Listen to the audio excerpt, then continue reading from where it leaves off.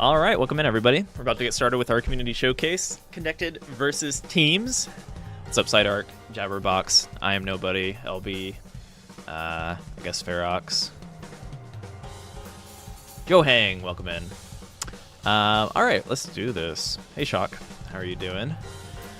We have a lot of matches today, a lot of players that are signed up. So, fortunately, it is teams, meaning we can get as many people in as possible. Where am I at? Here I am. Hey, everybody. Let's do this. I'm going to make a room, and we're going to get started here. We're going to hop right into it because we have a lot of gameplay to be had, a lot of games to be played. I was going to say a lot of gameplay to play, but it doesn't quite roll off the tongue. What kind of bosses are we going to see tonight? Also, how's everyone's Friday? Here in the U.S., we have a extended weekend. Also in Canada, any Canadians out there? 3-day weekend coming up, which is exciting. Okay. Yeah, Canadians stealing our holidays, per usual. So I think up first we're supposed to have TiVo, Jabberbox, Amorias, and Sidearc.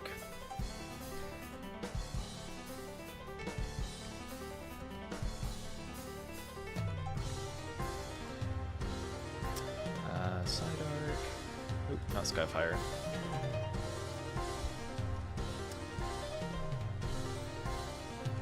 Jabberbox.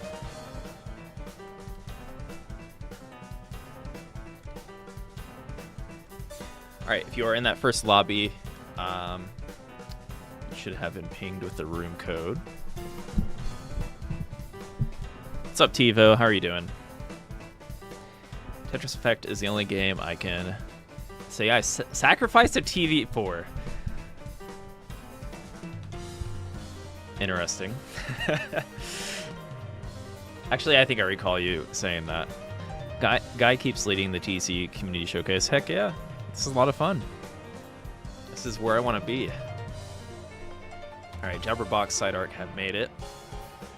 Welcome in, Willie.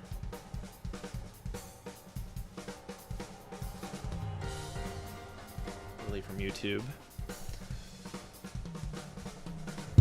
We will be live on TikTok momentarily. I like to get the first game going. Gotta really hit that attention span. Hit that low attention span. Alright, so we are just looking for the one and only TiVo. TiVo, I sent you the room code in the matchmaking thread. I see you're here in the chat, so once you get in here, we will get going. And Jabberbox seems to be willing to play on the team or the boss. So TiVo, I guess you can dictate which one you prefer. This is what happens when everyone's too nice. No, okay. We need to see this firsthand, actually.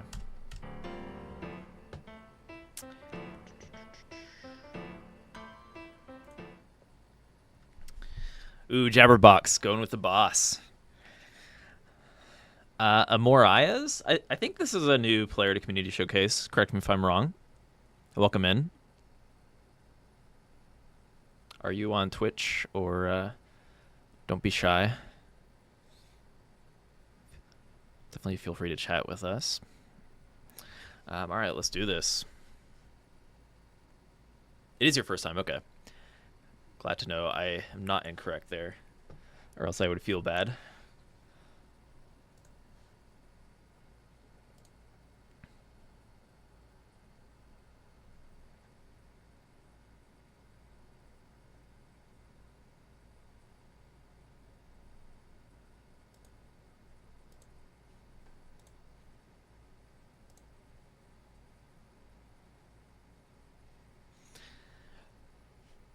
All right, let's do this. Starting off with that Triamino. You know what? So we are, yeah, this boss, this Zodiac boss in particular, has the beloved. Everyone loves Triamino, right? Triamino is actually fun to deal with early on before it gets too strong. At some point, though, it's like, do I even want to place these pieces? Because my board is going to be total chaos if I do.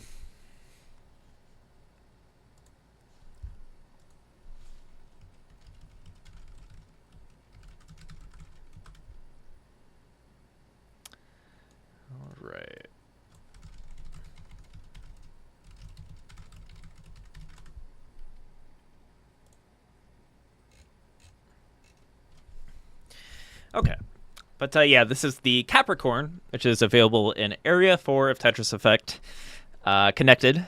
So, yeah, if you progress through the connected co-op mode and make it to Area 4, you'll have the pleasure of playing this boss. Or on Saturdays, we have the connected versus matchmaking enabled.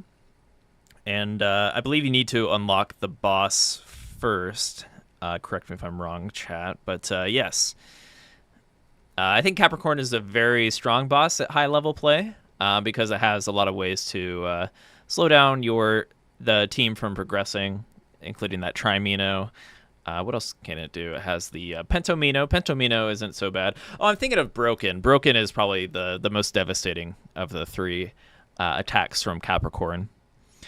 But welcome in. We are now live on TikTok. Welcome in, everybody. We're playing some Tetris Effect. Feel free to join us. All right.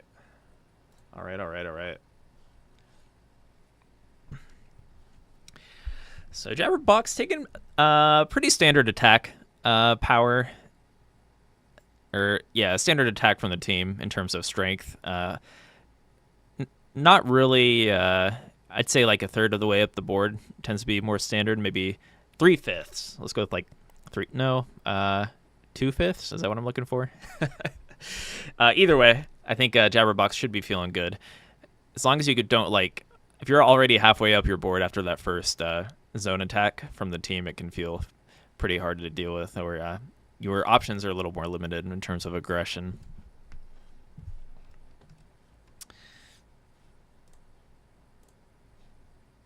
Turn on the game. Oh, game audio's on. Sorry. Boom. There we go. Boom. Game audio for you. Sorry, I wasn't looking at chat as we were getting TikTok started up there.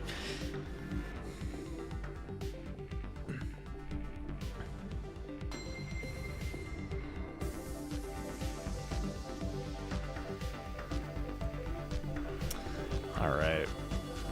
So yeah, players spamming pieces for that cascading effect after they charge up their zone.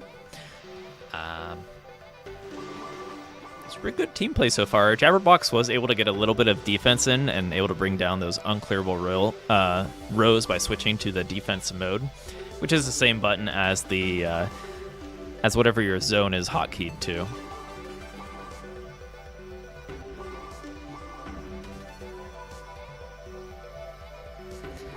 But yes, as Ferox just put in the Twitch chat a little bit ago, if you want to join these community showcases, head to our Discord at discord.gg/enhance, and you can actually play live with us here. I'll talk about your games. So yeah, if you want to show if you think you're better than these players, prove it. Join our community showcase. With that being said, we are going to have a pretty high-level showcase later too, with our TECWC champ in the mix. Who else is in there? Help me out, chat. I think Espeon might be in there. Grass Pelt and LB Nedlow. Yeah, we got some good players in tonight.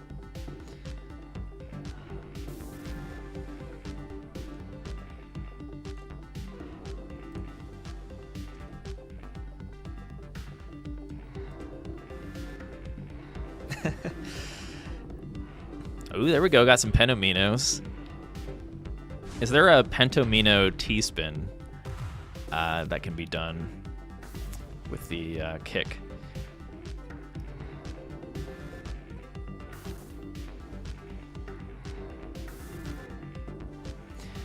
All right, well, Jabberbox is up a little bit high here. I think they're trying to decide when to attack and when to defend appropriately. It's a little bit tricky. I think as Capricorn, ideally you can defend while Broken is alive, Broken or Trimino. I think Broken for sure. So what we get here, Pentomino. Pentomino is a little easier to deal with, unfortunately, for Jabberbox. I think if Jabberbox gets into a good position here to start Tetrising, they might be able to kind of defend here and survive, but it's going to be hard.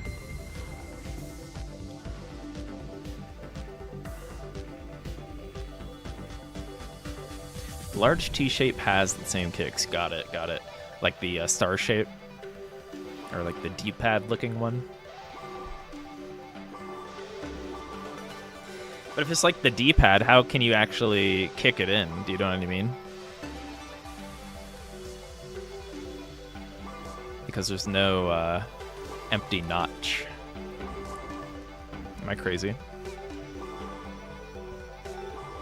Maybe if the garbage, like when you get a bump up, the T piece is already in there. It'd be pretty funny, actually.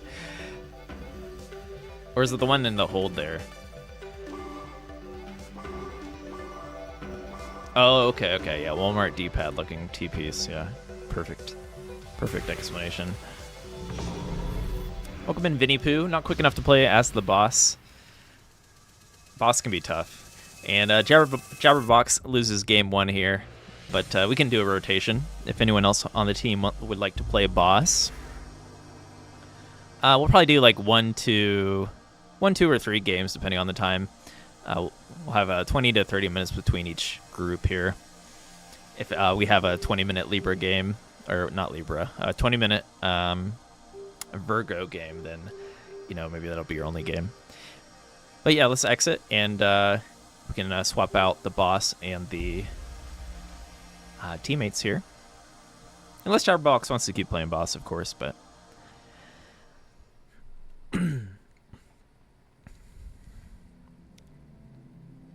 Welcome in, Grass Pelt. Our recent Steam 100%. Finally getting that last avatar, which was great.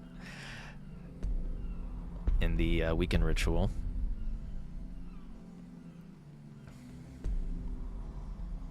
Oh, TiVo, yes, you are playing. I am not hopping in.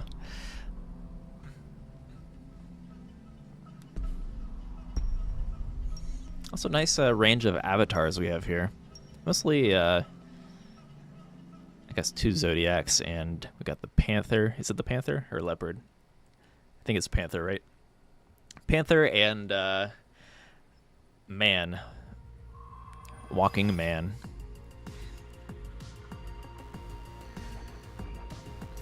The pedestrian, crosswalk pedestrian avatar.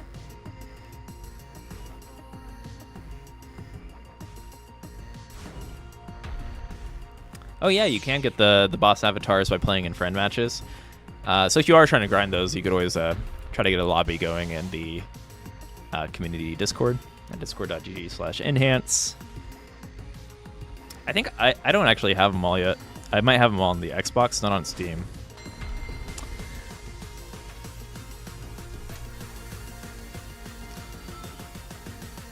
All right. So what are they? Just 1 high here. Okay.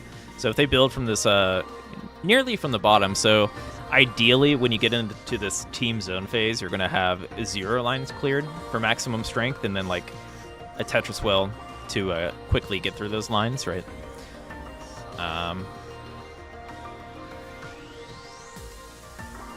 Anyway, pretty good stacking from our team.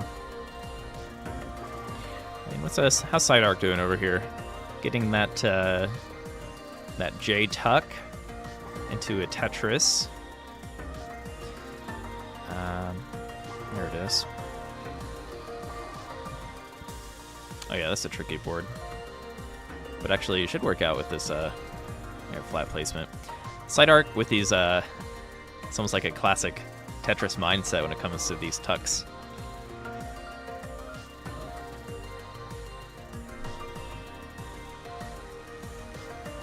Yeah, you know what? Or even during the our voice hangouts, the full moon voice hangouts, that'd probably be a good time to do it, because we do set up a lot of friend lobbies, usually during those Saturday night hangouts,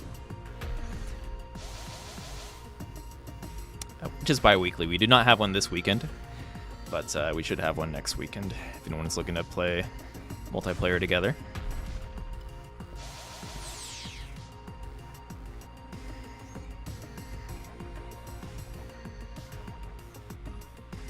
Jabberbox handled that that double laser pretty well, and yeah, burned very effectively. Now TiVo having to work through the laser in that column 6, or I'm sorry, column 7. Can't count.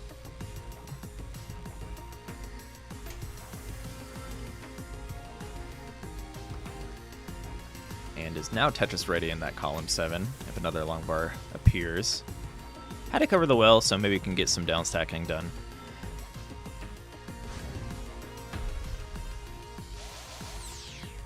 Ooh, you know what? That almost helped TV a little bit, but yeah, some tough pressure. Amariah's, you know what? They actually have a pretty clean board despite that laser.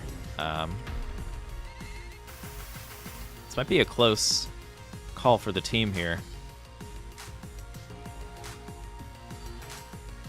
Jabberbox has been able to keep their board pretty low. That verticality and the long bar dependency is kind of scary for Amariah. You know what? They have a T-spin double there. I don't know if they saw that right away. I think that might have been from the laser. But yeah, they're 3/4 of the way there. Sideart's trying to put on that pressure. Now it's all eyes on Jabberbox. No pressure. Ooh, some tough pieces. Oh, you know what? That kind of helped.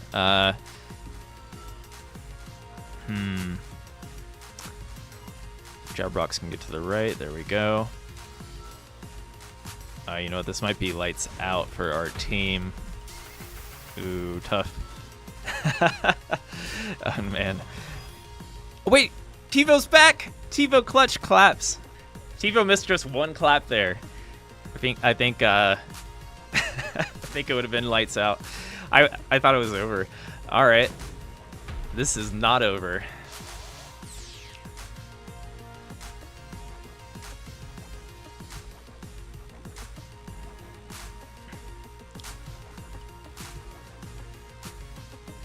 Ideally, one more player can come back in order for this. So the team zones will be stronger if there's more players involved. So the 3-player team zone adds attack bonus. Then it gets nerfed a little bit with 2 players, and then especially with 1 player. However, that can be counterbalanced by moving faster. So if you move fast through that single-player zone, you might be able to get some kind of attack off. But speed is important if you're the only player alive. I think both these players can probably get back. At this point, TiVo should prioritize survivability. Yeah, and they just need to clear some lines.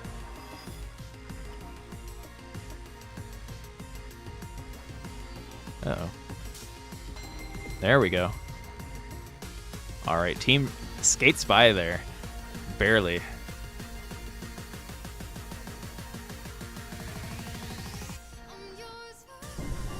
Welcome in, Aiken.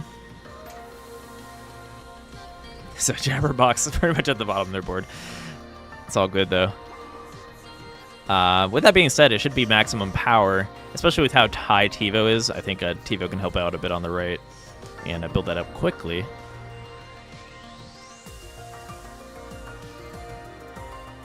But typically, like, yeah, kind of like Amariah is doing, you kind of want to stick to your lane a little bit.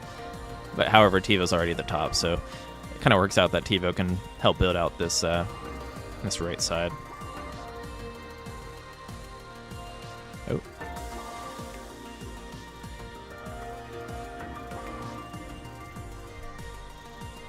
Meanwhile, Side Arc is, I see some cheese on their board, so hopefully there is a good chance that the team can get a strong attack here. I think they fumbled the zone somehow. I don't see how they topped out right away, but kind of a breath of fresh air for Side Arc. So the game will go on. Welcome in, Garbaggy.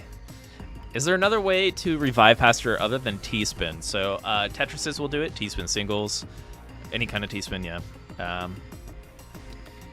But Tetrises, for sure.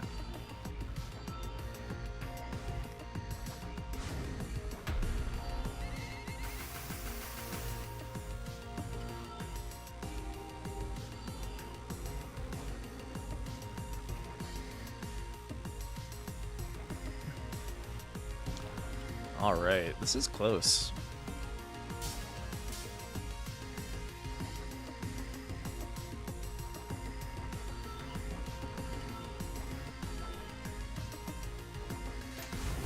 Oh, I think I think Jabberbox saw the possibility of a spin there. That's kind of a tricky one though.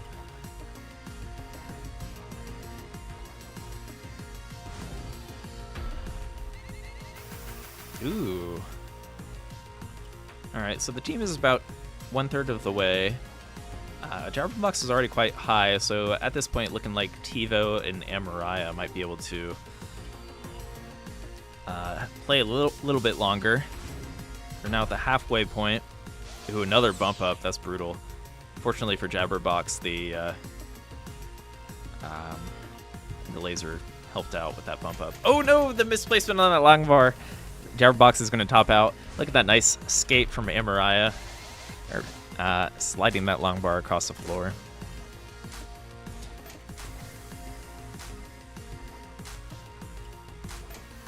All right, looks like the players are feeling a little bit of pressure being up this high. So far, so good.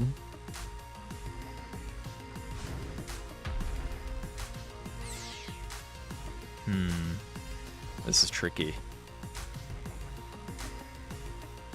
And look at how clean Sidedark's board is. So right now they are the favorite to kind of finish this one out.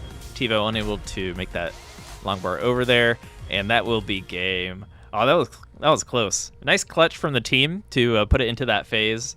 Unfortunately, had I think some misplacements during the team build-up part, but yeah, Sidedark was on the ropes there. So very close match. Nicely played all around.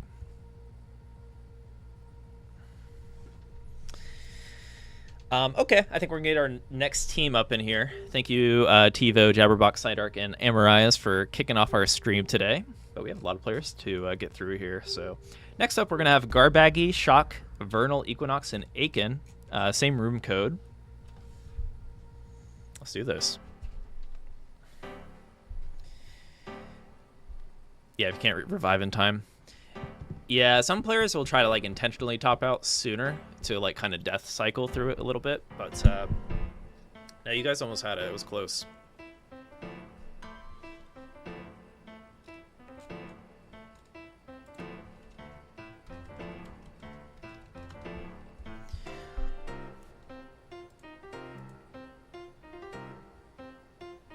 Yeah, nicely done, Sidedark. Welcome in, Just Bug. Are you in here tonight, Just Bug? You are in here. Okay, group 3. Thank you, Ferox, for helping out with the match order. Garbaggy. Garbaggy made it to a recent Tetris LAN regional in Ohio. It's nice to meet Garbaggy. The WPL in Columbus, CTWC regional.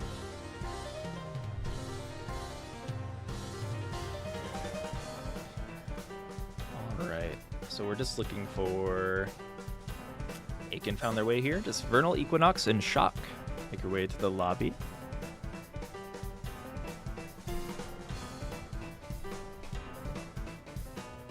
As an anxiety attack of a match. Yeah. It can be... there's the highs and lows of it, right?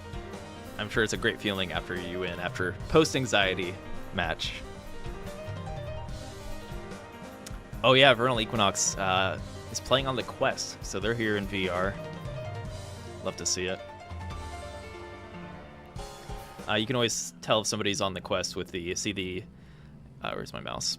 The like the VR symbol here next to their name. And also they're from the land of Quest. So any Quest owner, of course, lives in the same country, has the same country code. Where is Quest located? Is that on the where's the country of Quest located? If Quest as a country existed, where would it be? Alright, so we have Shock from Australia and our US players. I am ready when you are. Good luck, have fun, everybody.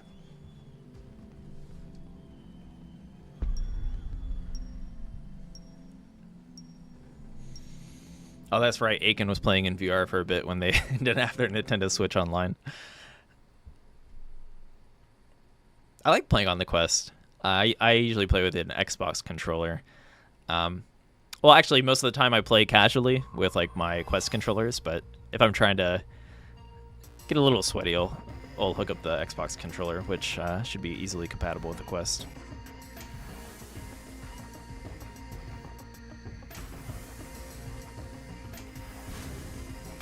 It would be fun to do a VR community showcase. Might be annoying for the viewer, but I could try to get some fun angles. All right, Shock built to the bottom here. While that's actually perfect team play. While the team, while yellow and blue kind of built to the sky there. Quest is in Antarctica. Got it.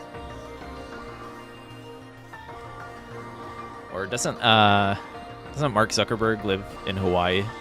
Like one of those outlier islands that have like nobody on them. We can turn that into Quest.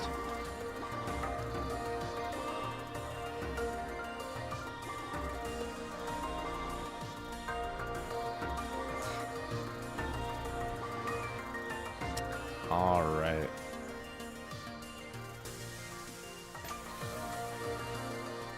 Team getting pretty high here. Looks like, yeah, that double long bar placement, a little goofy, but and not the best pieces to help given that situation.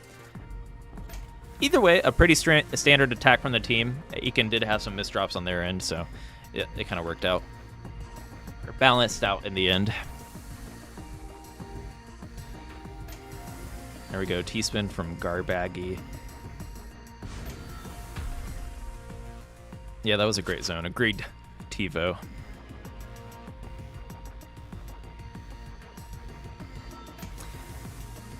Ooh, Garbaggy dropping a Tetris.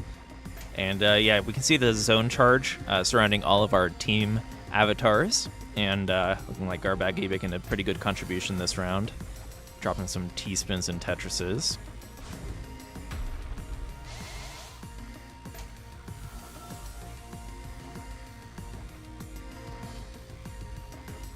Ekin is pretty quick though. Just running into some misdrops, but if they can get a steady Tetris flow going here, it'll be a pretty tough boss for this team to deal with. Especially as Pisces, the fish god.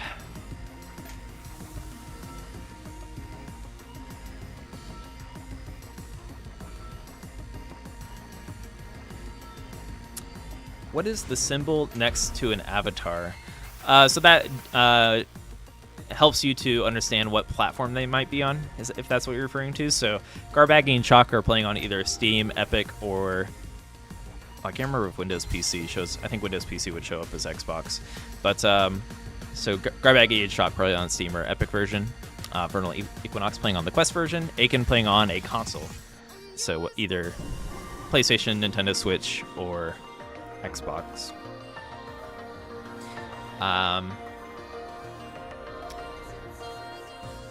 You will see, if you're a Switch player playing against other Switch players, it won't show the controller, but it will show the actual Nintendo Switch icon.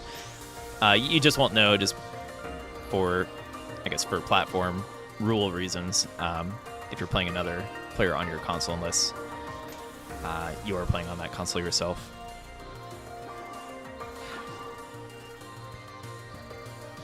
Windows does show up as Xbox, thank you. That was a really clean zone. Yeah, big attack power from that, putting Ekin about 3/5 of the way up their board. Working on my fractions. All right.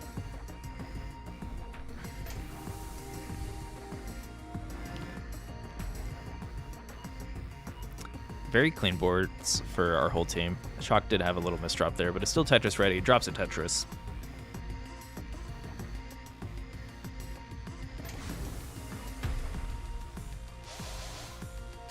Ooh. That's kind of a rough pop out for Garbaggy. Kind of hindered their T-spin setup. Yeah, so really forcing Garbaggy up the board pretty quick there. Shock with a cleanest board still. And you know what? That drop-in was not bad at all. Or the rain, I guess. The block rain. So great board from Shock. Meanwhile, Vernal and Garbaggy get in a little high up here. I'll see if they can find some moves to downstack through this. An L or a J would be great for Vernal. There we go.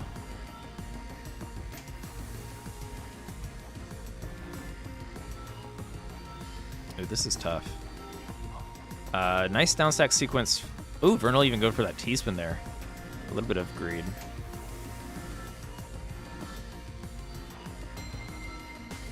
And very nice. Team does manage to get into that zone, and Aiken, knowing that, was trying to defend a little bit before heading into this zone so that they're not going to top out from a potential strong attack from the team.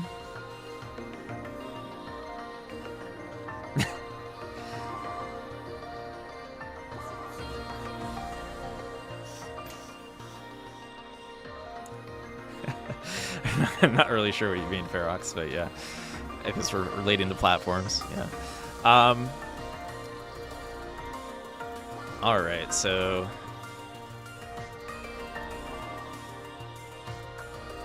ooh, that Magic Mino in the right place at the right time. Magic Mino being the kind of the holographic purple Minos here. Not holographic, not like a Pokemon card, but more like a neon purple block, I guess.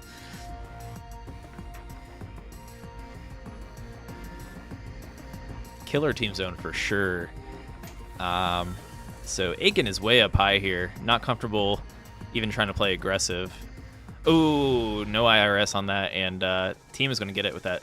2 strong zones in a row there. Nicely played.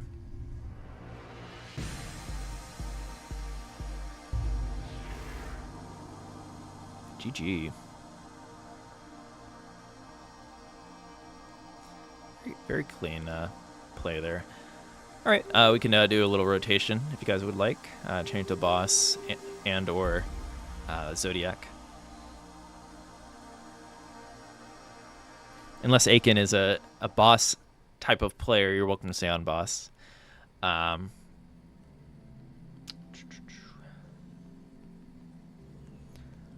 Otherwise, it looks like another player might try to opt in for it.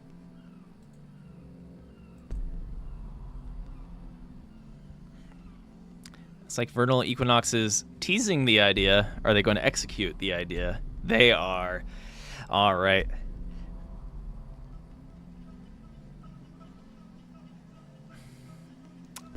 So, well, I think the random selection for Vernal was Gemini here, which has the twin pieces, which can I like playing against Gemini. I think it's fun to try to work with the twin pieces. However, depending on your board state, sometimes it can be absolutely devastating. So there is a there can be devastating attack sequences from Gemini, even though there is good counterplay for it, I suppose. But there will be board situations or board states where it's really hard to invoke that counterplay.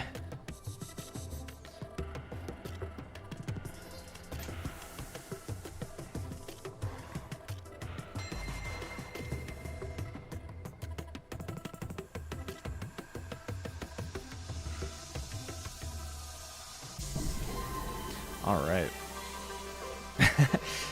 Got that Mario flagpole terrain going on at the left side of Shock's board.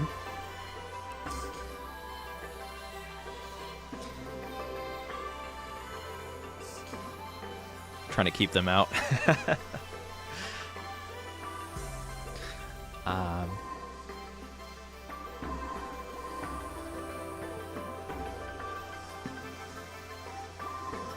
All right, so Vernal, ooh, nice, finding that spin to keep a good board. Trying to sprint through these Tetrises here. I've noticed that Vernal Equinox does keep the board pretty clean for the most part, so nicely done. Even though they are not moving like lightning speed compared to some of the other players we see, I think being consistent can make up for that, and goes a long way. So we see a lot of orbs charged up here for Vernal Equinox, and doing a great job. Meanwhile, the team is approaching 15 plus lines. Will they be able to hit the ultimatrist of a 20, which is pretty rare, even for high-level players?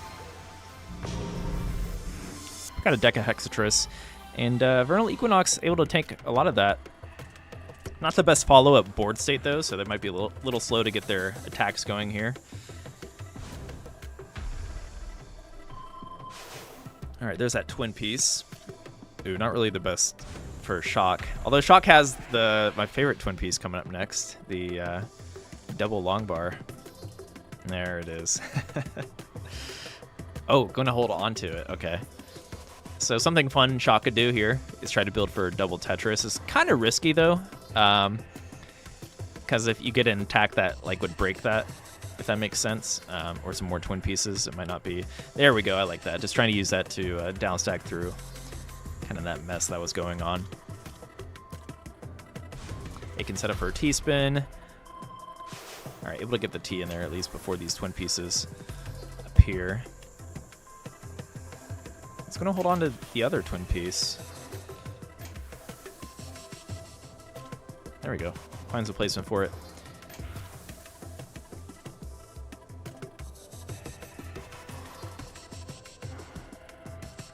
Area 2 has some really good music. Yeah, Area 2 is my favorite, but you know what? Area 3 has grown on me over the years. Like, the soothingness of it. It's a nice change of pace.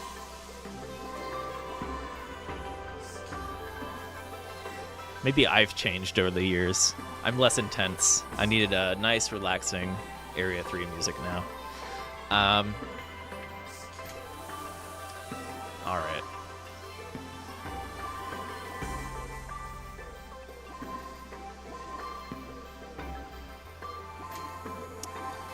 This is a really good looking board from our team. Much stronger than the last team zone here. Potential for 17 plus. Gotta get a little higher in the center.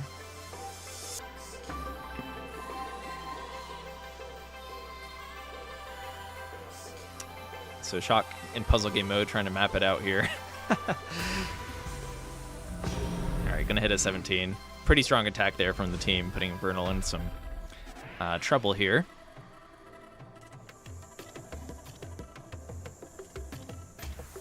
Nice T-spin single. But they are like high up to their board. It's going to be hard to force Tetrises and such. I like these T-spin finds.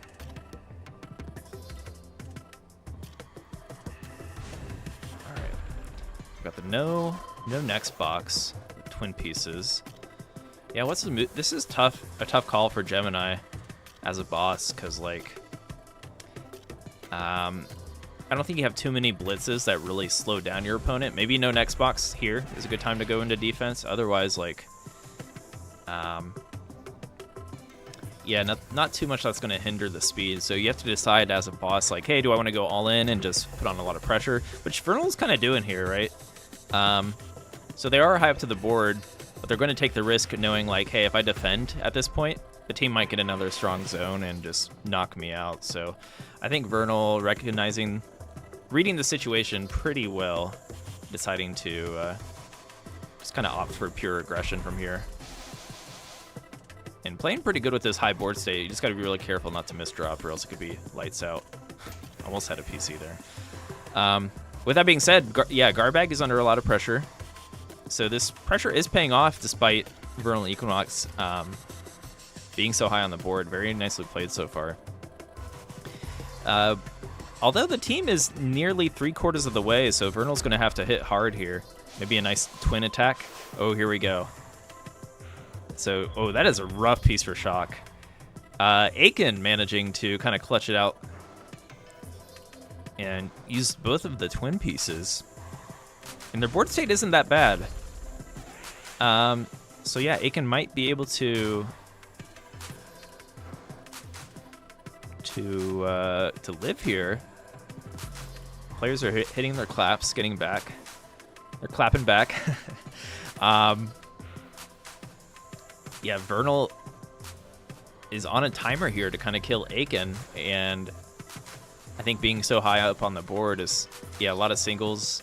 It's going to be charging these attacks a little bit slower. I'm going to need a strong attack here.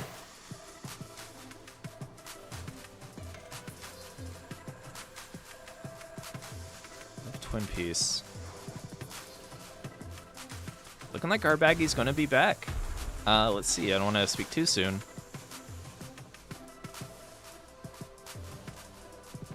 Okay, Aiken making the right call to chill out there for a second.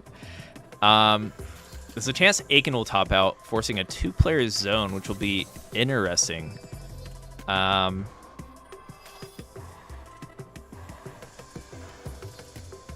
Otherwise, yeah, I think this might be lights out. However, you never know. we already saw a 0 attack team zone earlier. Shock is from the bottom, playing from the bottom though, so this is likely going to be strong, but yeah, got to play it out.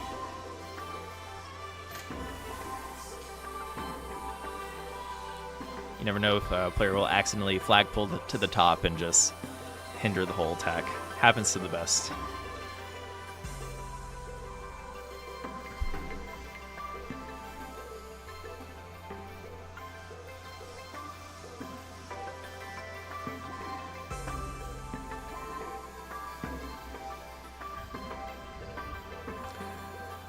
However, we already have a 15-line zone, so I'm thinking Vernal as nice of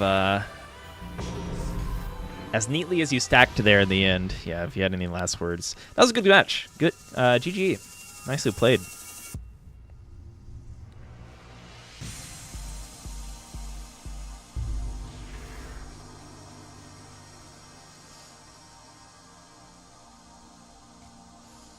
All right, it looks like we do have some. We might be able to get another group in if we are. Yeah, I think we're starting a new group, especially if we're moving through these matches. I think we're going to move on to on to Group 3. So, thank you for playing Garbaggy, Shock, Vernal, and Aiken. Those are some good matches. GG's. Nicely played all around. So next up we have. Who's up next? Toad, Nobody 026, Just Bug, and Numbers. Make your way to the lobby.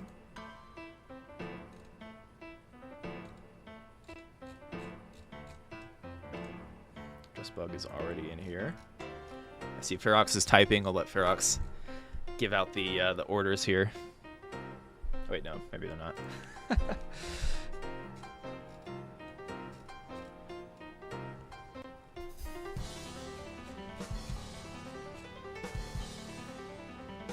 Alright, Numbers is on the way. They hear me. Oh, Tristop's playing Alex C right now? Is this for, is this at Monthly Tetris? Where's this happening? Maybe we can tune in after if it's still live.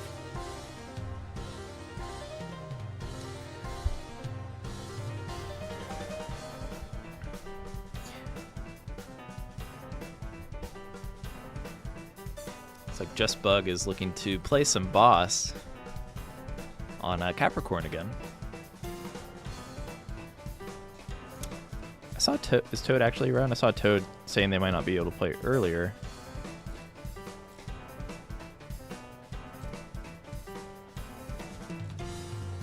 Unless they changed their mind.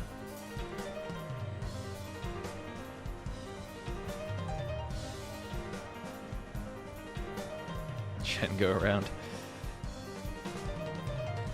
I'm not sure if Toad is still here, Ferox. If not, we can get somebody from Group 3.5.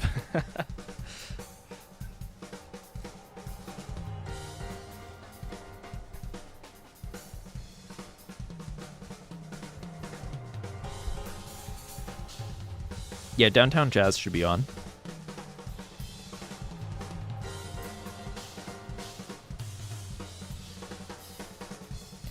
I actually don't hear it right now. Actually, hear it. I can hear it. And TikTok will be able to hear it.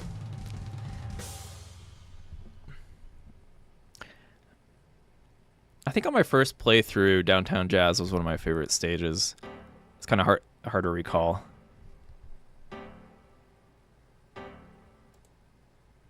Oops.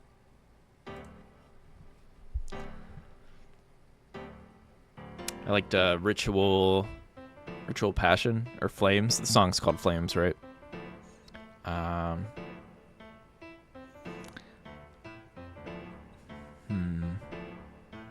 Celebration. DC soundtrack is a banger all around.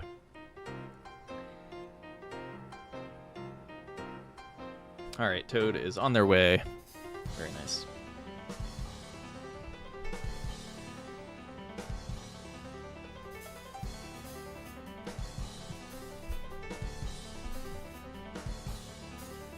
You have beef with Balloon High?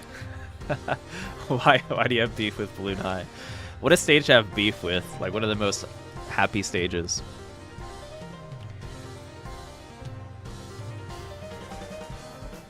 If you don't come out of Balloon High, like, optimistic in life after you play it?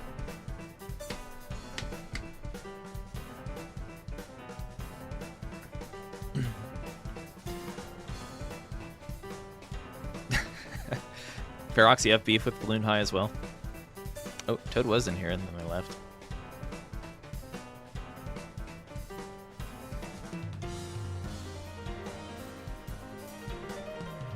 Balloon die.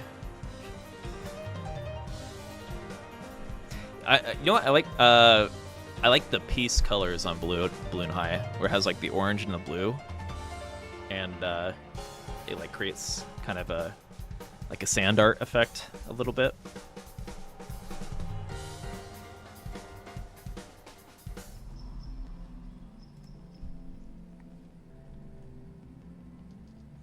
Garbaggy with the celebration is the best stage.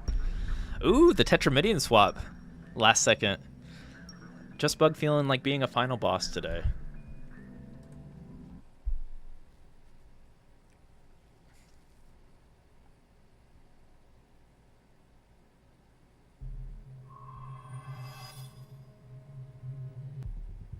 It's MA6, yes. Just Bug is pretty much MA6. If you beat Just Bug, you might be able to get a role on our Discord for your accomplishment, because it's pretty much MA6 here. Oh, that was really fast. Oh, look at that that lone block pop in.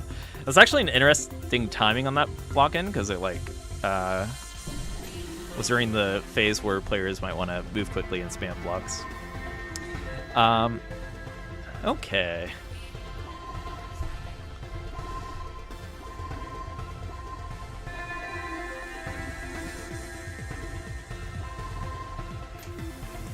Numbers is a community regular, shows up to a lot of our Discord hangouts, community showcase, so always happy to have Numbers in the mix here.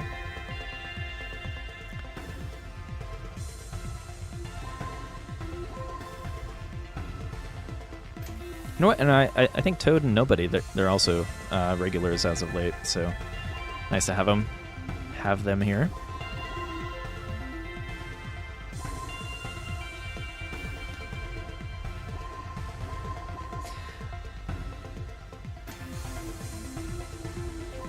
Yeah, I'm not going to call... It's nice to have A7329245804. Let me rephrase that.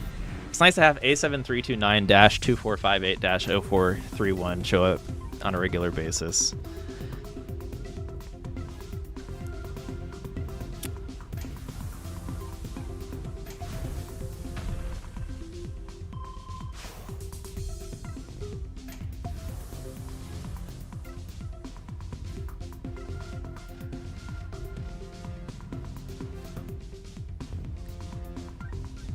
You know what? There's actually a player in the community with the username Numbers as well. The Nintendo World Champion, John Numbers.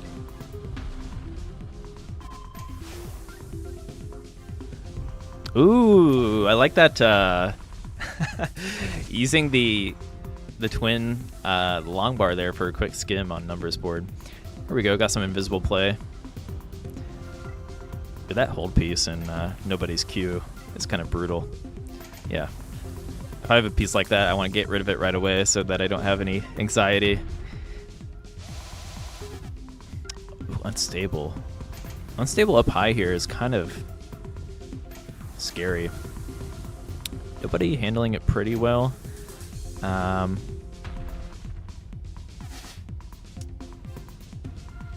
Ooh, interesting improvising from Toad as well, setting up that T-spin.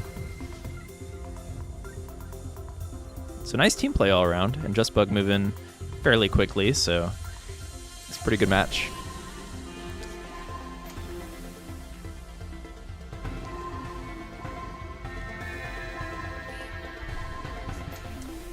Yeah, you know what, Hidefield, unless like you're super fast, one of the top players, like Hidefield's considered like, oh, I can't. For the highest level players, like, oh, thank you, I can deal with this. But I think it's something because of how they perceive the game and like pattern stacking. Yeah,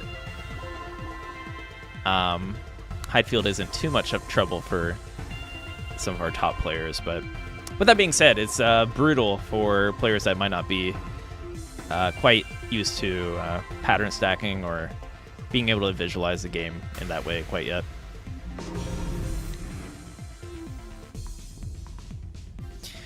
All right. Yeah, static packing.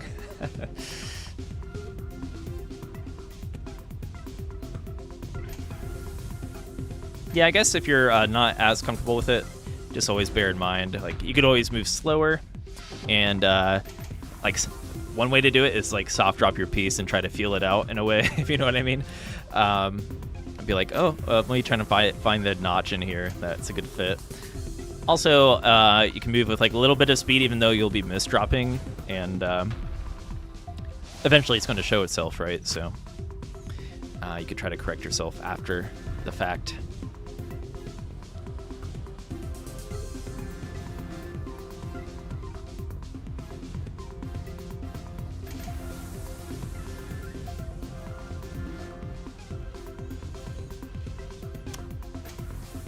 Interesting choices from numbers here. Yeah, we have numbers and we have nobody. Choice feels weird to refer to as nobody. And we got Toad, making it easy. Nice team play. So JustBug halfway up their board. Yeah, this is going to be a really pivotal zone here. So if JustBug gets too high, they might have to implement a little bit of defense. Otherwise, maybe JustBug will go into like kind of an all-in situation, knowing that Tetramidian's kind of leveled up a little bit at this point. Tetramidian can be hit or miss in terms of strength, right? Because of the random nature of it. Once you do level up, though, if you get to these later phases with Tetramidian, there could be some really brutal attack combinations, and the team isn't going to be ready to know exactly how to counterplay at any given moment. Like, for example, if you know you're playing against Invisible, you can be prepared for it. However, if you get Invisible from Tetramidian, in addition to... Oh, actually, that was too high. So nice attack from our team, and JustBug will top out. GG.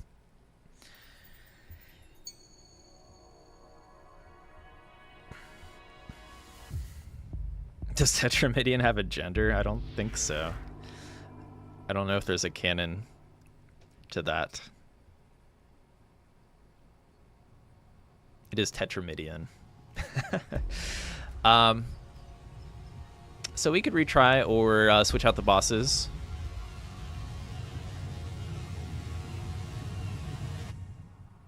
I'll let JustBug decide, I guess. All right. If they want to retry, okay, running it back. Tetramidian's fun to play against anyways. So, team's down for it. JustBug may want some revenge here.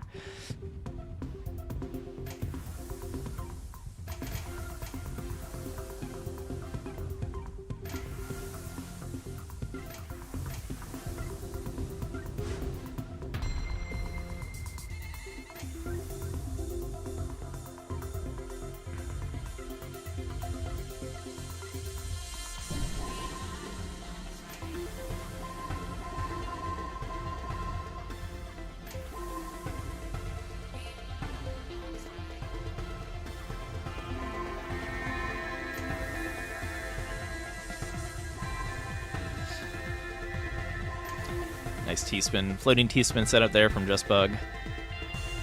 Yeah, getting T-spins as the boss, it does help a little bit with that defense power. It can just be tricky because setting up T-spins on One Piece preview with speed at that is pretty difficult for anybody.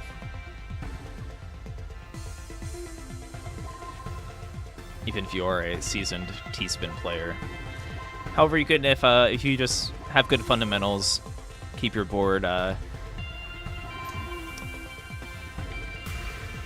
in a good state with parity. So what I mean by that is like low verticality in a way, knowing where to put your T pieces, etc. Yeah, you should be able to stack effectively with T-spins. So what do we got here? Is this no row? Or why are the... Am I crazy? Why was Toyota zooming through that? Is that... Okay. I didn't get a good look at that.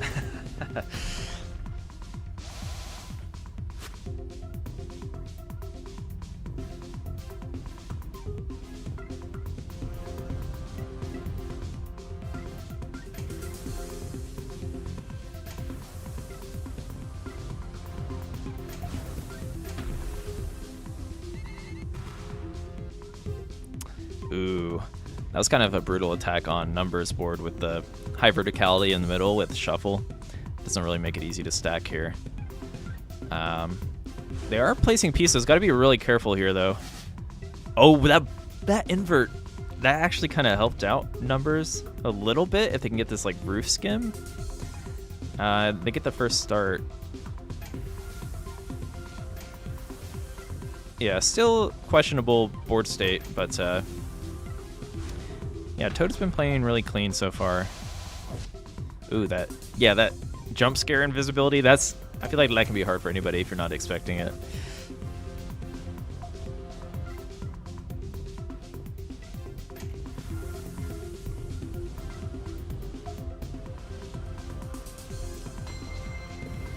Nicely played from the team here. I think JustBug put on a little bit more pressure in phase 2 this time. However, they're actually in this exact same scenario in terms of yeah, they were 5 rows up after phase 1 previously as well.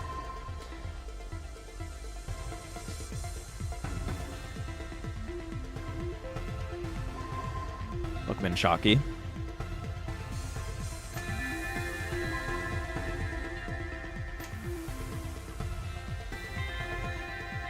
Why is there no T-spin bonus in CVS? I think there is a little bit, right?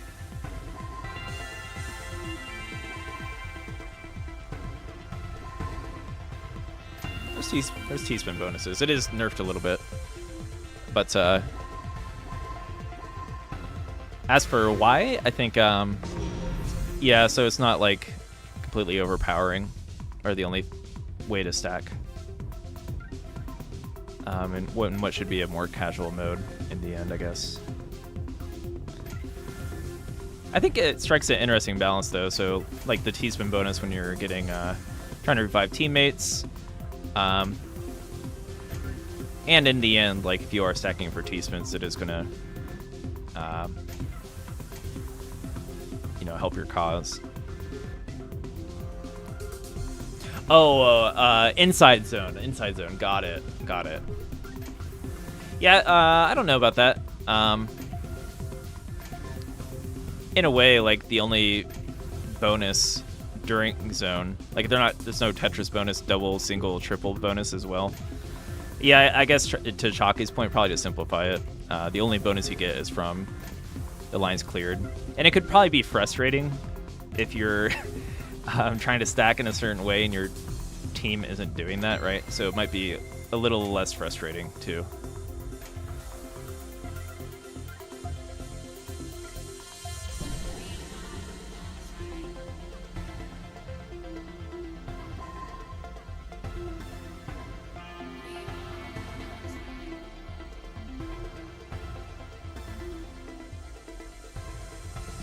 That being said, you can still do it for style points, which is done quite a bit. Style points are the real points. That's the real bonus.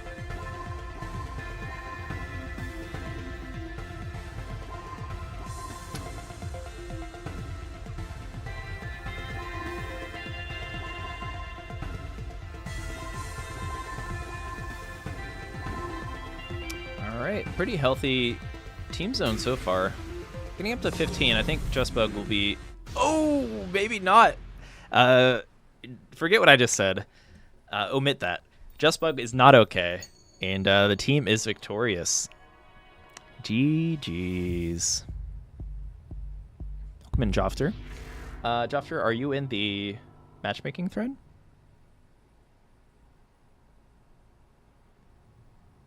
Oh, wait, are you nobody? Or no? You're not in this match, are you? But yeah, GG's. I think we will probably move on to our next group here. It's because we have a lot of players tonight. We have Johong, LB, Call Me Star, and Policy up next. Thank you all for playing and participating. And yeah, if anyone wants to encore and just kind of play along the stream tonight, just head to our Discord and go to the Find Online Matches section. I'm sure, yeah, feel free to organize some games while you're just watching and chilling. While everyone is in the same place here. And that's at discord.gg/enhance if you're looking to make some lobbies.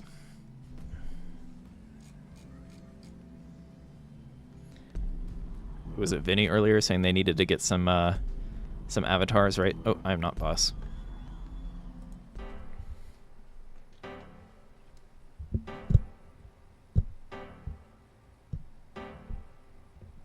Oh, you're Toad. Okay, sorry. Have you not been Toad previously on Twitch? Am I crazy?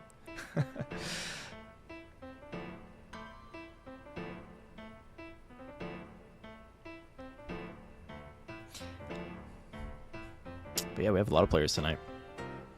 So Policy, LB, Call Me Star, and Johong.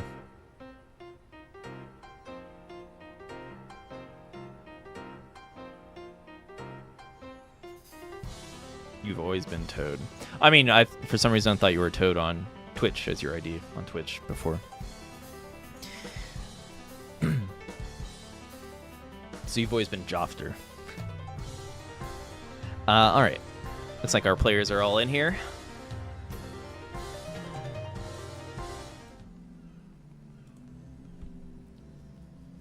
Good luck, have fun.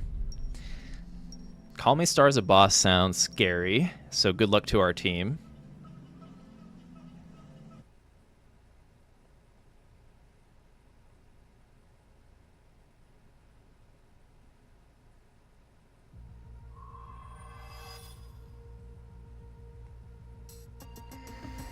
Yeah, rocking the Pisces. Fish God making another appearance tonight.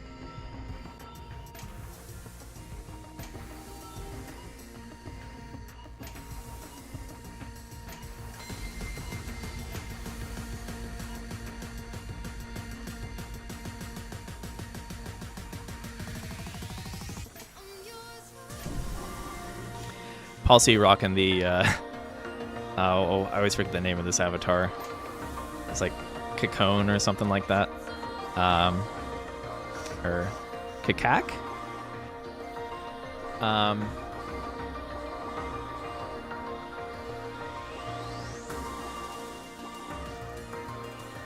killing it. Policy, definitely a seasoned classic score attack player. Probably always down to play you in a classic score attack, at least back in the day. Alright, that was a really quick 18. Yeah, putting on a lot of pressure on Call Me Star.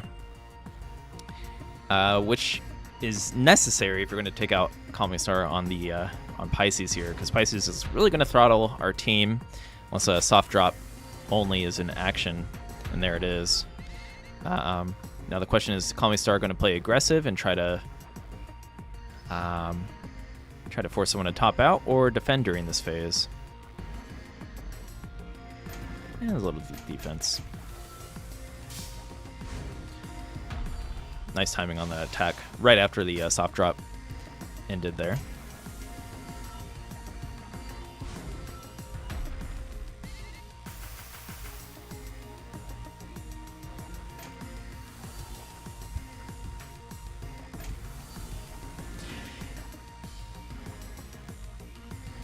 Yeah, the first blitzes are weaker. Pop in will become a little more devastating as the game kind of evolves and plays out into the later phases as the boss levels up.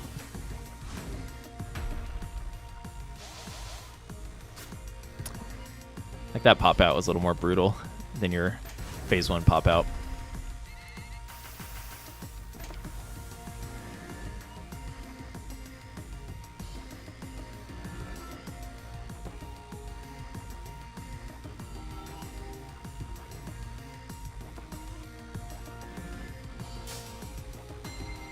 All right, nicely played from our team.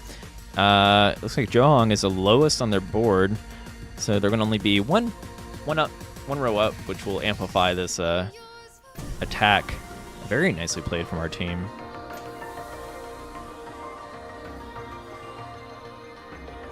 Meanwhile, Call Me Star is mixing in some T-spins into their defense here. There we go, another T-spin double.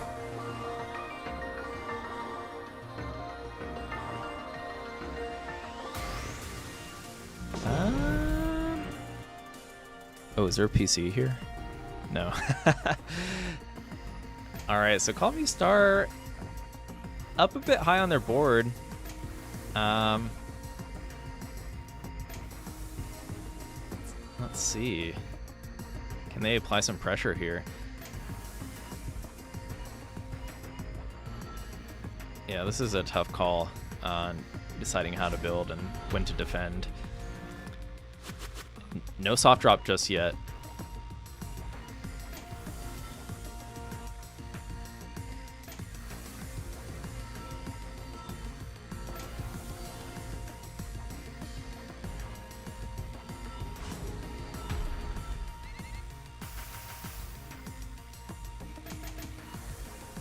So it looks like Call Me Star is going for it. I don't know. We'll see. There's going to need to be a brutal attack sequence. So, like, Call Me Star is a little bit throttled right now due to the height of their board. They're less likely to charge up their attacks as quickly if they're not going for Tetrises. Let's get a T-spin double. And I guess, yeah, if you can mix in T-spins at this height, that will certainly help your case. We are getting a little bit higher on Johong and LB's board. Policy, you know what, they're kind of keeping a... They're handling these attacks very well so far. Oh. Oh my god, Call Me Star. That was brutal. Alright, let's see if they can defend this. You never know. I always recommend, like, you gotta play it out, because the team can throw. Have you ever been on a team in this game that's thrown? I may have. And I may have been the thrower. But either way, very nice team play from Policy LB Johong. GG.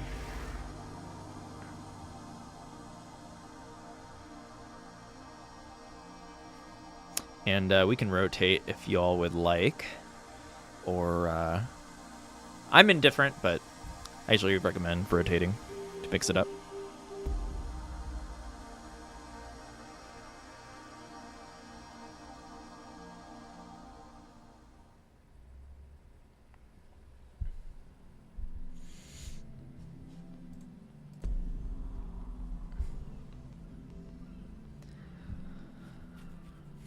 First come, first served on boss.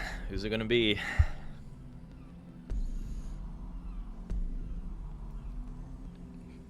Johong.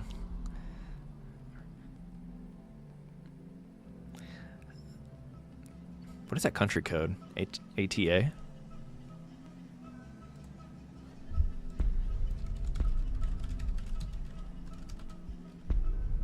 Oh, Antarctica, okay. Johong playing from the research lab in Antarctica, obviously. It goes to show the strength of Tetris Effect connected rollback netcode.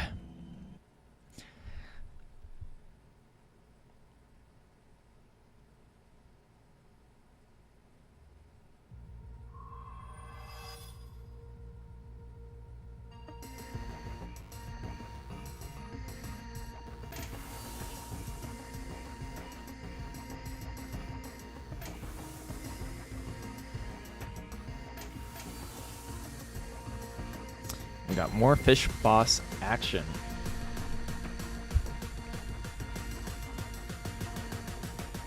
Oh, welcome in, Twiz.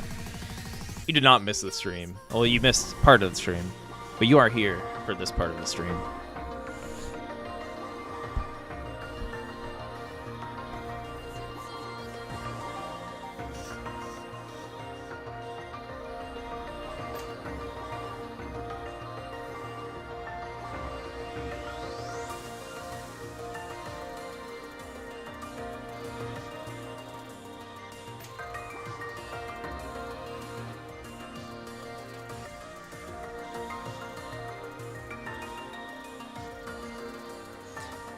Pretty clean 18-line zone. Yeah, Call Me Star, you know, is a really good zone player as well. I've mostly encountered Star in zone battle. I think Star can actively get curve traces, if I'm not mistaken. So that might lend itself well to team play here. Thanks for the like, Dal, and TikTok. Welcome in. TP's broke. I don't know if we'll have time for another... What is our queue looking like tonight? We might be able to get you in Twiz. We're getting a lot of players in tonight.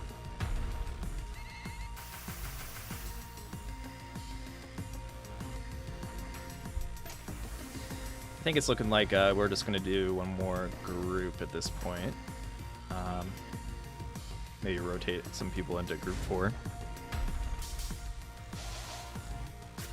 Or technically group 5.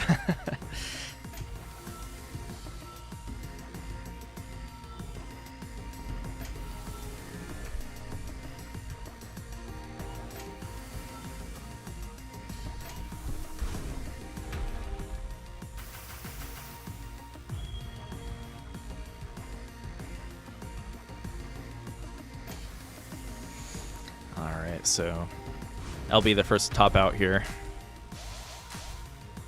Look at that pop-in on Star. It's kind of brutal. Although it almost did set up a T-spin there.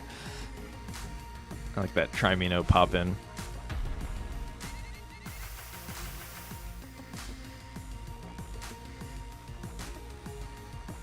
Johong is nuts, according to Shockey.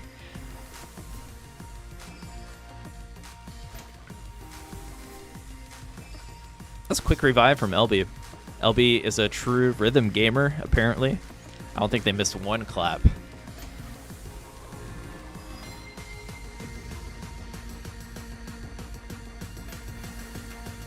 Alright, early T-spin double there from Johong. Set for some Tetrises. Nice team board setup here. Players kind of sticking in their lane. Moving along pretty quickly. Once Paul C reaches the top here, yeah, they're going to start filling in this section between them and LB.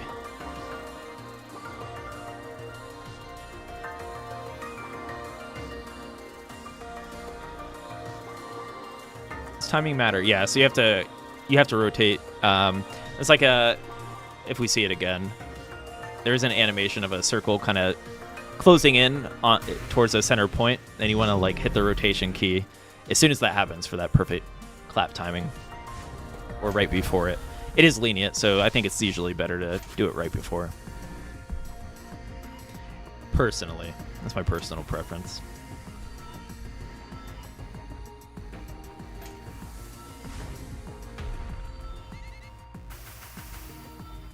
Should make it less lenient. You don't want your comrades to come back to life.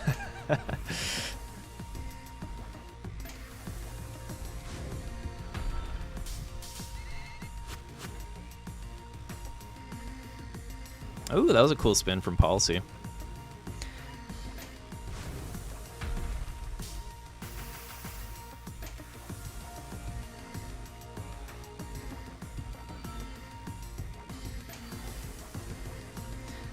A lot of verticality on Star's board here. Hopefully, yeah, gotta be careful with that. I think they're able to find this well. Very, very nicely timed long bar. So nice down stack from Call Me Star, actually. And that rain, not so bad. Still no soft drop. Or, oh, I'm sorry. We do have soft drop only enabled.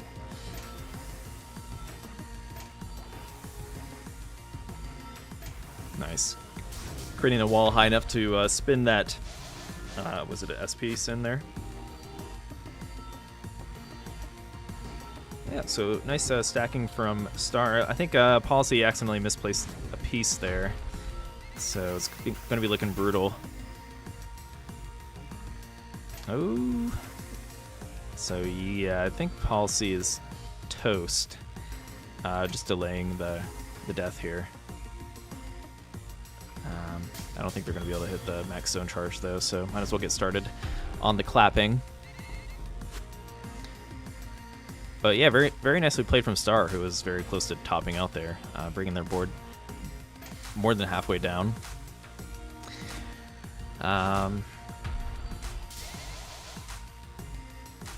Ooh, look at that IRS play. Oh no! And LB tops out. But Policy is already halfway here.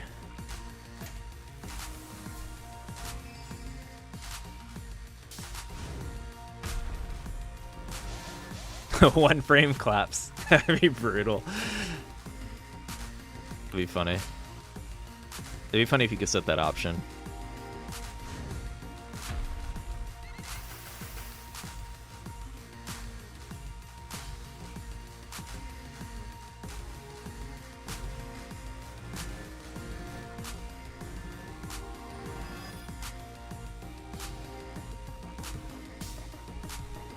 Alright, so Star kind of clutching it out for Team Call Policy LB. I don't know if that means that LB needs to call Policy and Star is being stern about it. Haven't called your buddy Policy in a while. I'll be halfway up on the claps. So we're going for 2-player zone here. This could work out. Yeah, Policy trying to create some height given the situation. Call Me Star is already pretty high up there. They're going to start 7 lines from the bottom, though. But if they throw some speed at this, it could hit decently hard. So far, so good. Ooh. All right, a quick 1864 attack. Got a little bit out there. I think given that it was only 2 players, it's better than like almost nothing as an attack, right? So and we'll have this late revive from LB in this phase, meaning that perhaps it could bode well for the team just surviving on a bit longer here.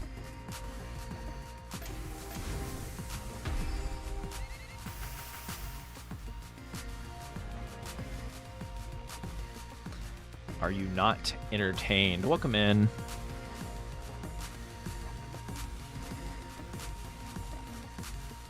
I Policy here, LB now.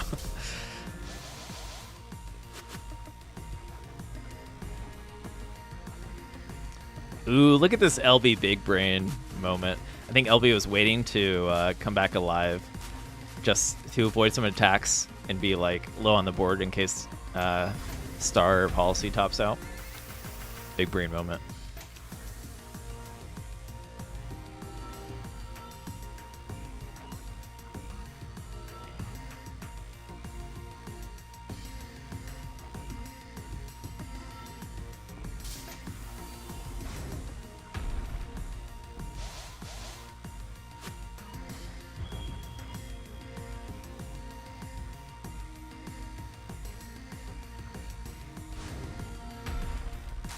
Of course I knew you were Ned, though. Of course I did. How could I forget the one and only Block Party top 4 classic score attack player?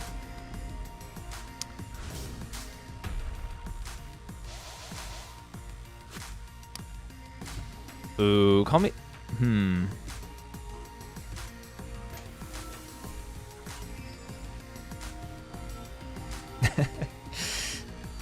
Nicely played from Star there.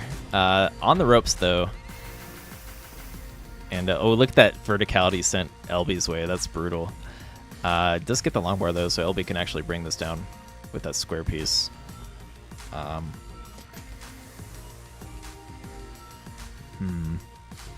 what's the call here? Oh, well, maybe Star will take... No, that double doesn't even clear. So Star is out. LB's got to survive for a little bit. Oh, no bump up, please. Oh, the rain. This might be survivable with a proper IRS. Oh, there we go. LB kind of used IRS to... Oh, my God. Yohong, provide the team an assist here and send some more lines. If we get another bump up... Uh-oh. Got some rain. No! GG. Nicely played.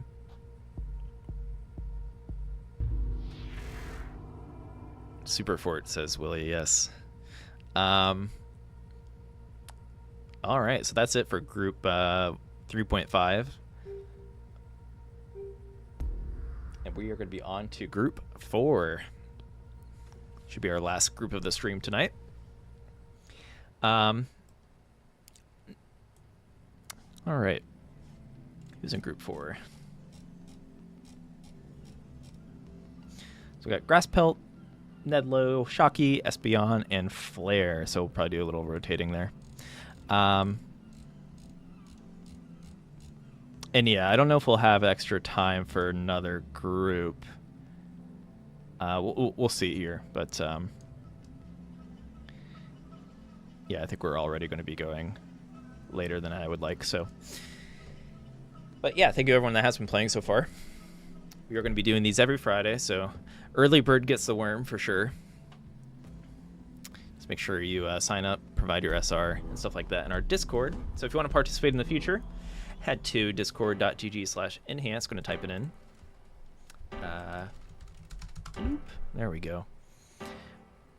And select that community events role when you are onboarded, or if you're already in the Discord and don't have it, you can head to the channels and roles section at the top, or the Get Roles channel, and get that community event role so that you're reminded of these Friday night hangouts. All right, Shock found their way here.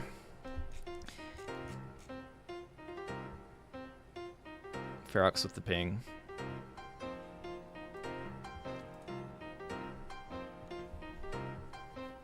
Who's gonna be boss? We see a lot of Super Shock on Libra. It's like Grasspelt securing a team slot.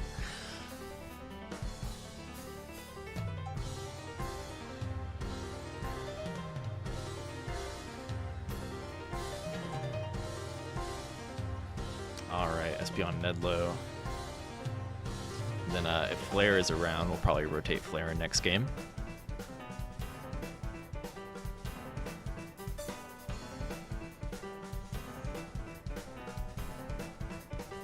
Espeon Uwu. Espeon, you sitting one out?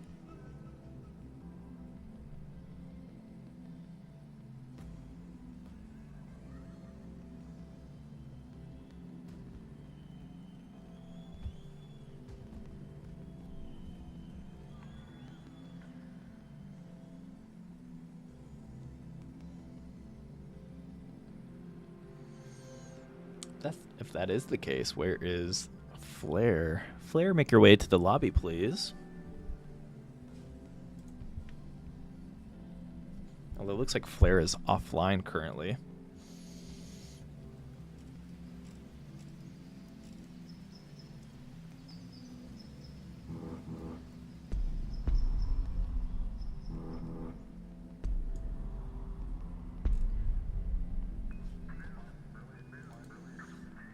Is Espeon AFK?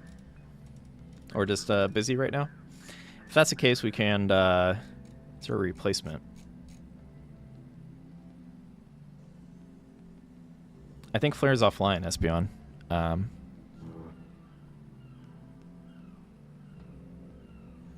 The floor is yours.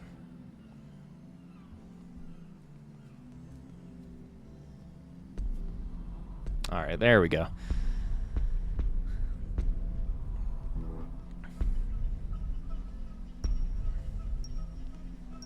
All right, good luck, have fun.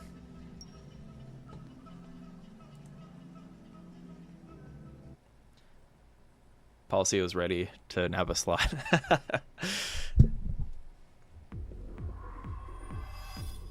All right, got some Area 2 action in here tonight.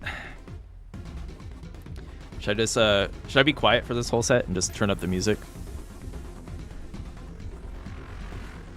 Is that what everyone really wants?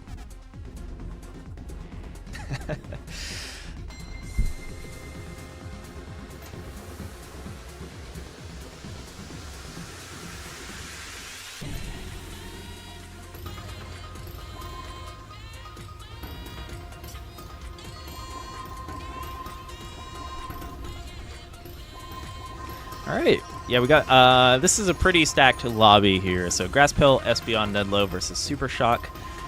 Super Shock can throw down on these Area 2 bosses for certain. I think I see Shock on the, not Scorpio. I see Shock on Libra a lot as well.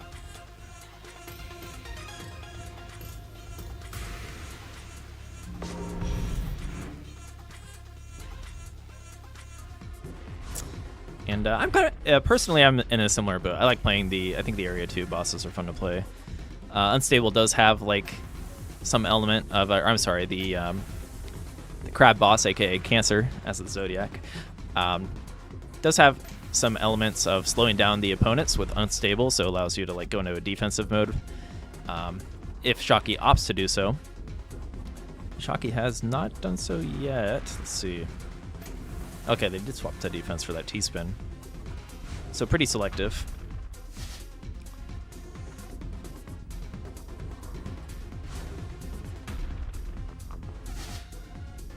Oh, little baby twist. Already back into Unstable. So Shock is likely going to want to burn through all of these rows, just deciding when to. I kind of like that Shocky doesn't switch to defense right away. It's like harder to read, which as a team player is like kind of interesting. It's like they're holding their cards to their chest in like poker or something like that, right? You don't know if they're going to defend or not. All right, so it looks like Espeon, recognizing they were lowest at the bottom, stacking around that, setting up Tetris well to the left side of their board.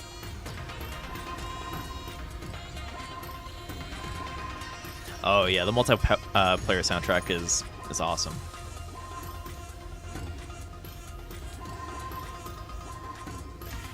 Or the not remaster, but the full edits available on the soundtrack, which you can find on Bandcamp or wherever you stream your music, or as a Steam DLC.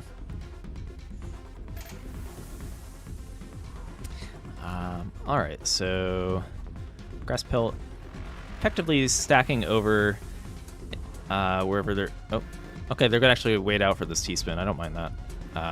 Is it actually gonna finish? Oh, okay, there we go. Okay, Grasspill does nail it just in the nick of time there, before the twist comes into play.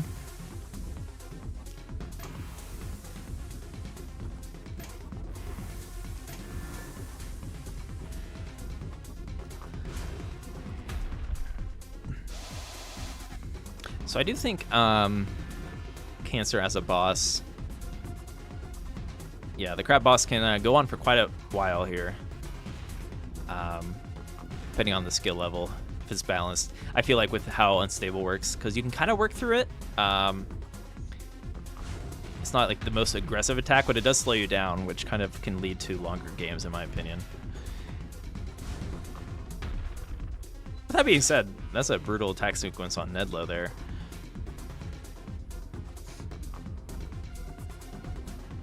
All right, Nedlow finding some stacking without hitting that unstable. I almost wonder if you want to use unstable here to like break up your board. Oh man. So Nedlow is going to top out, and I think Grass Pelt will also top out. So Espeon needing to stay alive for a bit while Nedlow and Grass Pelt clap their way back to life, just like real life. If you top out IRL, you can clap back.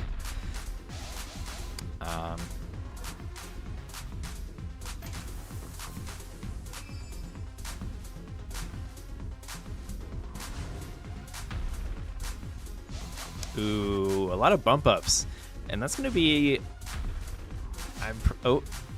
Oh my God, that twist.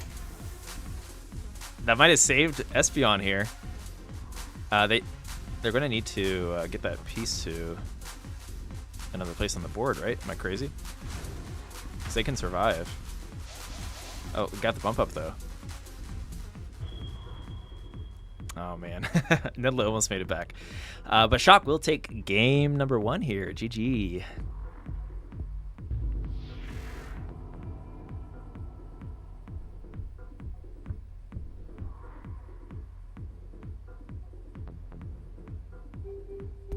Oh, that's right. Yeah, the physical limited run games or super deluxe physical versions come with the soundtrack. That is true.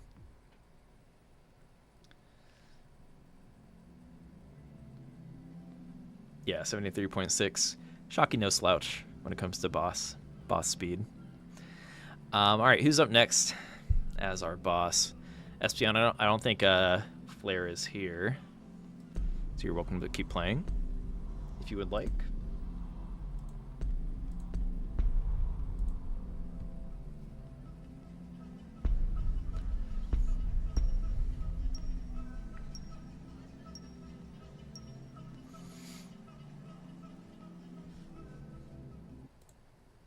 All right, so Espeon rocking Aquarius, which has the squeeze blitz, which limits the amount of columns that you can place pieces in.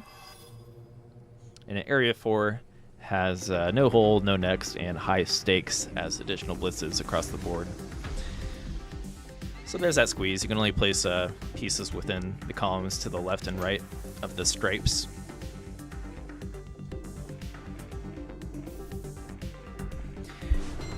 And as the Aquarius levels up, that I believe there will be less columns you can place your piece in, so it gets pretty limiting. And it's like deceivingly limiting because you don't realize until you start to power through. You're trying to like stack through it. You're gonna be like, oh man, this is actually not helping my case.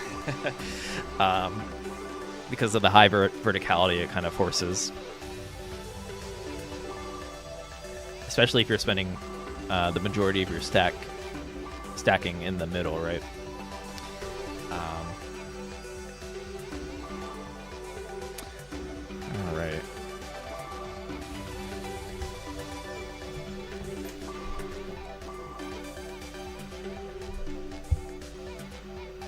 Looking like a good zone here. A quick 18-124. I thought Espeon might have been stacking up too high there for a moment. But Espeon is schmovin', showing that they are a force to be reckoned with here.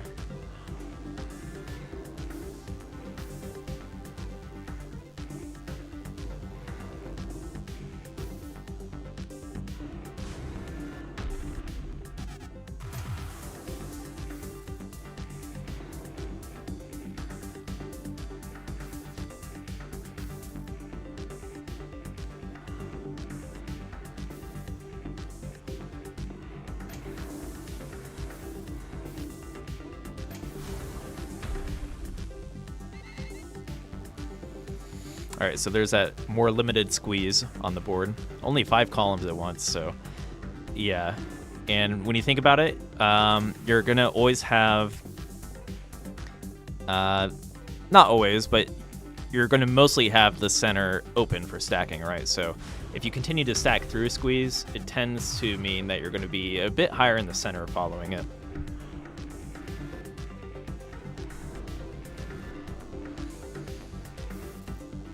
It's just something you have to be wary of. All right, so it looks like Grass Pelt is actually lowest to their board here, so I'm going to have the Tetris well on the far left all the way down to the bottom, which could lend to a pretty strong zone here. So nicely played by Grass Pelt to keep their board that low.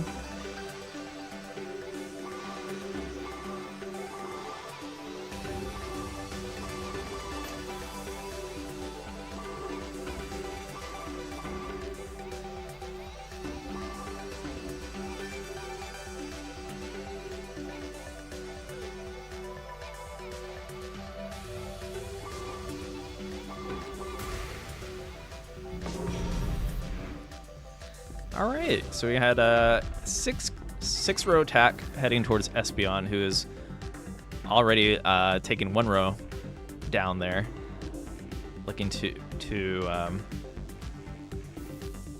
so yeah, I guess when you stack up higher on boss, it gives you like more potential for an attack chain, right? And also you can kind of read the situation. So Espeon forcing Tetrises, building their stack up, and then now they have a lot of firepower to kind of work through this next blitz and get back into that the squeeze blitz, which kind of throttles the team, right, in terms of speed. So it's good to stack up and kind of defend a little bit while squeeze is active. I guess Espeon choosing to charge their attack first a little bit, just so they can get right back into attacking following this. I'm gonna guess like as soon as the squeeze ends here, Espeon's gonna want to attack, and that was perfect timing.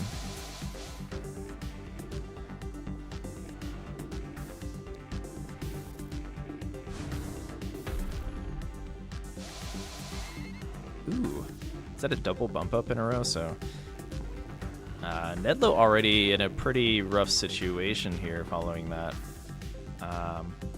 Yeah, really limited because of the height of those columns there. Unfortunately, they can't get to where they need to get, which is the left here.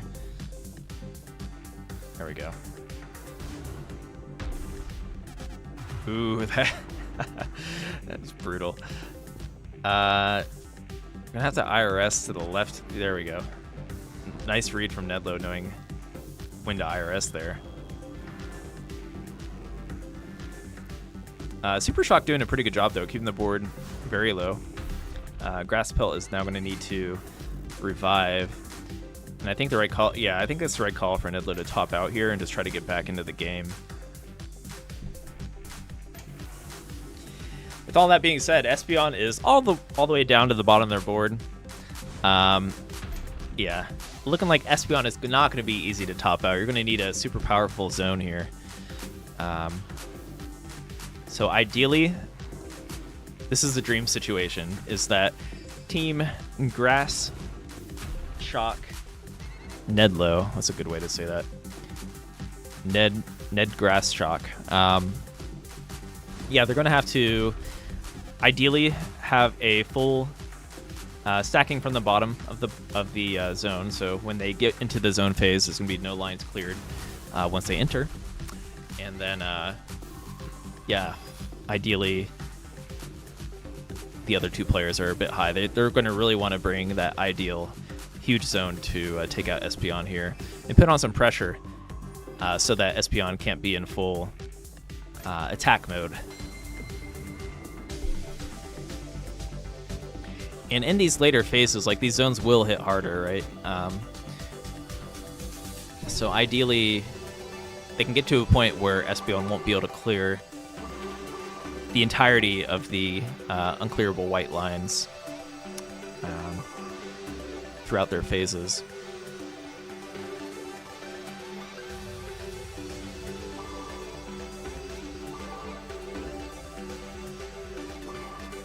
Pretty quick play from our team.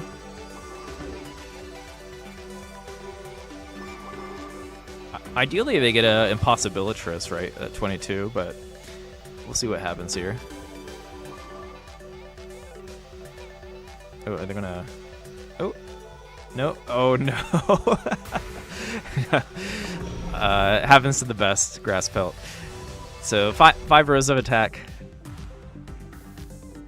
Look at that instant high stakes.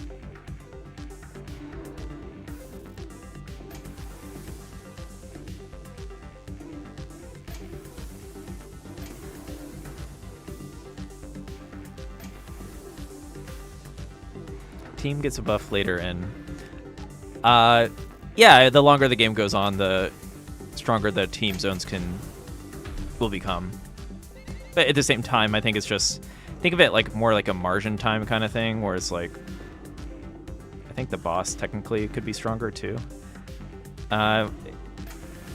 Maybe Ferox can correct me or drop the knowledge here. But yeah, the team will have potential for higher attack values.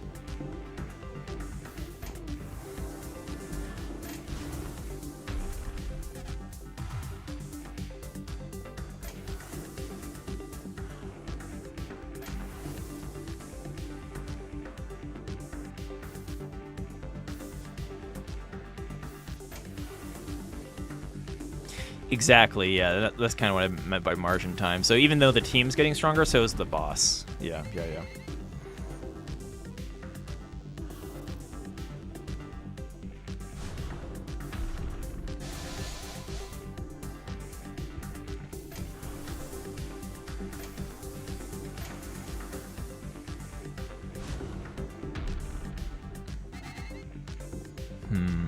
All right, so Grass Pelt, I think recognizing the situation, playing kind of slow here. I guess everyone is in terms of the squeeze, dealing with squeeze. Chalky actually getting some good placements here. They're not that far from the team zone. They just have to make sure no one tops out prior to this team zone phase.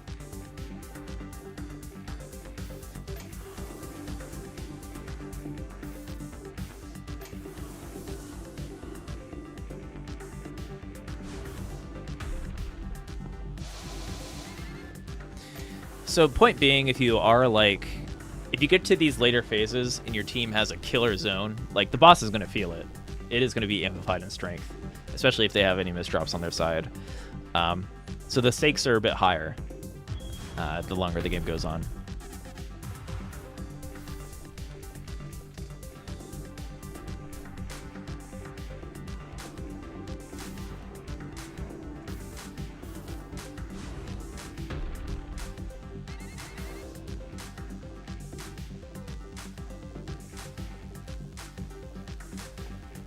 All right, Grass Pelt making their way back into this. Espeon might be able to force a two-player zone. If that, they might be able to even top out Chalky here. All right, got another squeeze. It's kind of scary. Ideally it's going to be Nedlo clearing lines here, but Nedlo's going to top out. Chalky is going to top out, and GG. Espeon moves on here. Espeon looks like a killer boss, so yeah, look at that 84 attack.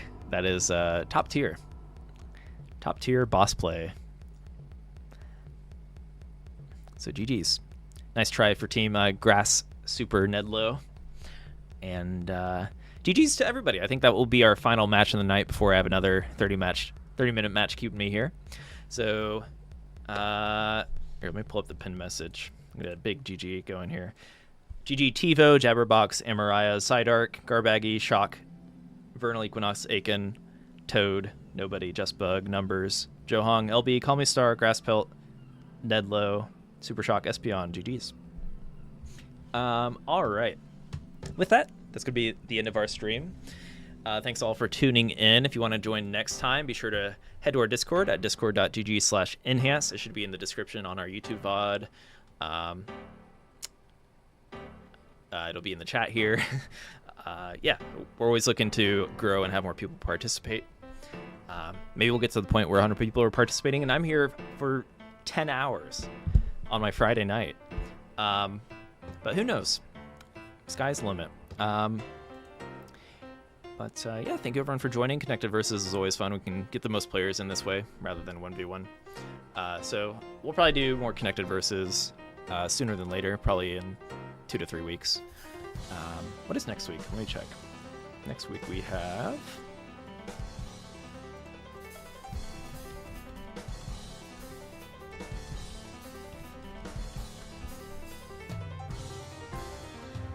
I think Zone Battle is scheduled for next week. So if you are a Zone Battle fan, be sure to tune in on Friday if you're trying to play or watch. Maybe I can rope in some top dogs for that to have some fun with it. But yeah, everyone, hopefully I have a 3-day weekend coming up. Anybody playing any new games or anything, I'm going to look to try to get a new game to play this weekend. I thought about getting that Wukong game, but I don't know. I'm kind of in a mood to play some puzzle games. Maybe I'll try to find some other puzzle games. But yeah, thank you everyone for tuning in. Tomorrow is the full moon. Feel free to hang out in our Discord. We won't have a voice hangout, but of course, we won't have an official one, but you're welcome to hang out, play some games, etc. So, wait, what about 10 hours? Yeah, forget I said that. But yeah, everyone have a good morning, day, night, wherever you are. And yeah, have a good weekend. Bye-bye.